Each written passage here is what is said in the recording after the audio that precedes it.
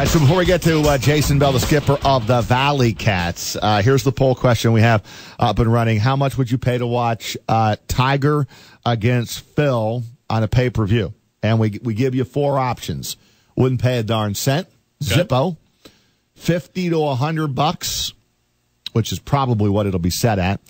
$100 to $150, or you'll pay just about any amount to see Tiger Woods and lefty Phil Mickelson play a round of golf. Baseball season will be over. What do you think Jason would probably pay in the 100 range for that. Good morning, Jason. How are you?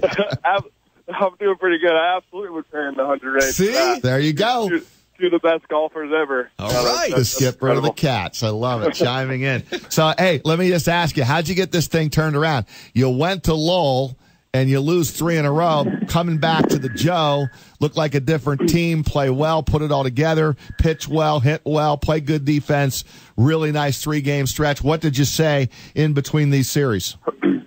We're not too big on, like, team meetings with, this kind of a thing. We do them regularly to talk about the game, but I felt that there was a need in this particular situation. But it wasn't about losing 4 in a row. It was about how we have an opportunity of still 15 games left. So I don't like to look at the past of those games and kind of like freak out too much because, it's baseball. A couple of bounces go our other ways. We maybe win 2 out of 3 in Lowell, but I wanted to instill our guys that, like, we want to step up and win this thing, but we don't want to have to do too much. We don't want to be like too aggressive at the plate where we're swinging bad pitches, but we want to more so just be the best version of ourselves. So that was kind of our message to the team. And so I did like a team meeting in the bullpen where I laid out baseballs all throughout the season, and I explained how consistent we've been. We've had 1 5-game winning streak and 1 4-game losing streak, but other than that, it's been 2 out of 3, 1 out of 3, and so I felt that we've been the most consistent team in the league, and I think that was it. Due part to our players' buy-in, and that's including all of the players that have moved on and up to levels or have been traded. So it's kind of like a huge honor for them that we've been able to do what we've done with all the movement that we've had. Well, you pulled one out last night. What was the difference in the 7-6 win, in your opinion, Jason, with the win over Brooklyn last night? I thought really it was the toughness. So you go down 3-0 in the top of the first before you even hit.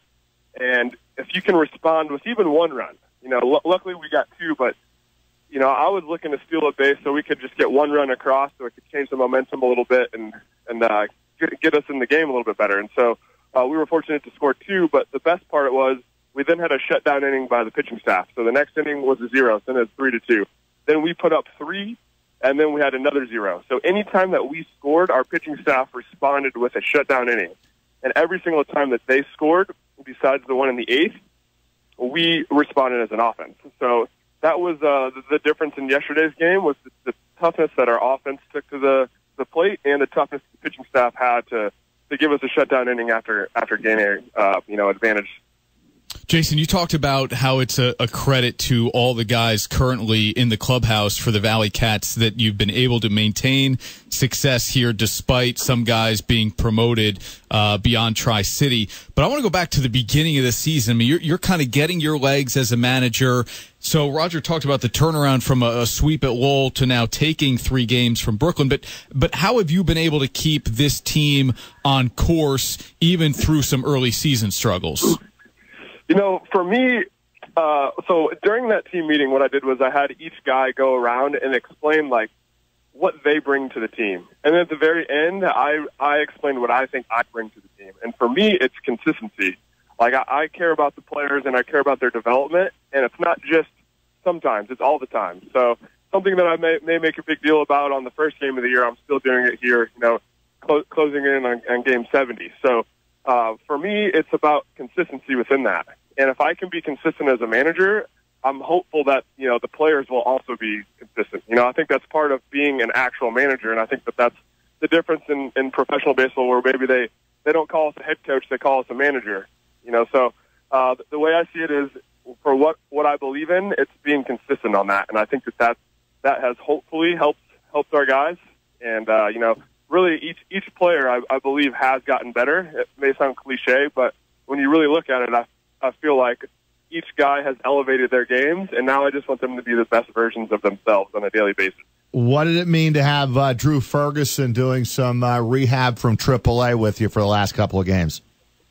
You know, it's been awesome. Obviously, it's helped our offense in a huge fashion, but regardless, it's something for the players to see, you know, for multiple reasons. For one, he's really interested and he works hard. He asks a lot of questions, and he's open-minded to trying new things that we may be working on defensively or whatever it might be. But for a lot of the players, you know, he wasn't a high draft pick, so he didn't come out of his draft as a prospect.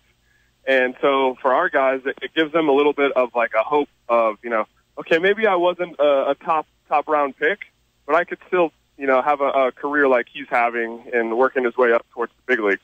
And so I think it's a good representation for our guys of, you know, if they buy in and continue to grow and continue to improve, like maybe they could be the Drew Ferguson of this draft class.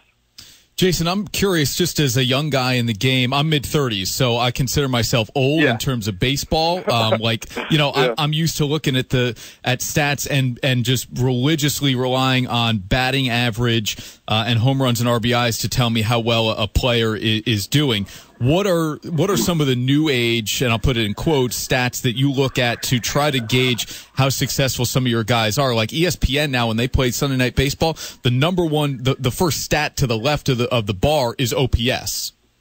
Yeah, and that's exactly how it is for us too. Like, I don't even know if I know any of our batting averages, because batting average doesn't really tell you much. It just tells you a lot of it can be due part to luck, and it doesn't give you credit for a walk.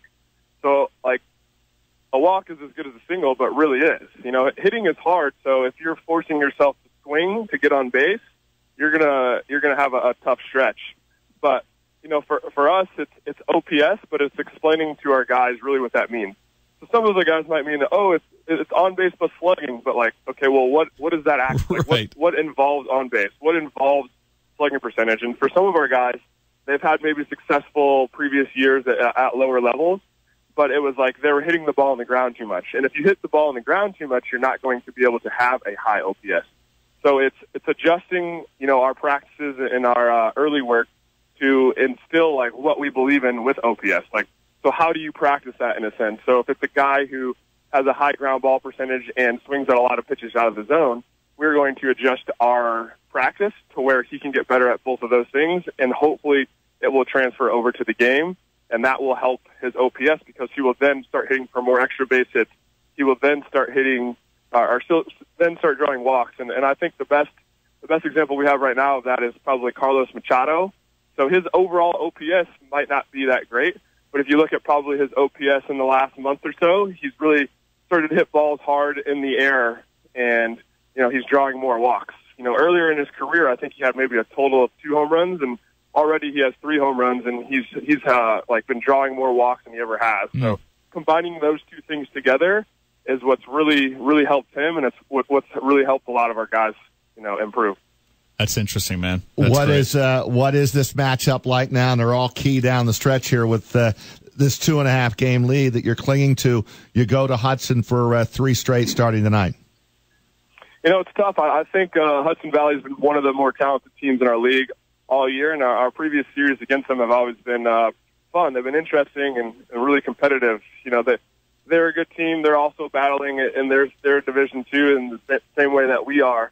And we're facing Miller Hogan again tonight, who actually I watched pitch when he was in college this year. So he went to St. Louis University, which is where I went for my first 2 years. So I actually watched him pitch on opening night. And last time he pitched against us, he dominated us pretty good. So I'm excited to see, you know, some of the adjustments we may make against him, and hopefully have more success. Jason, keep up the great work. Congrats on the sweep of Brooklyn, and hopefully we talk to you this time next week. Awesome. Thank you guys very much.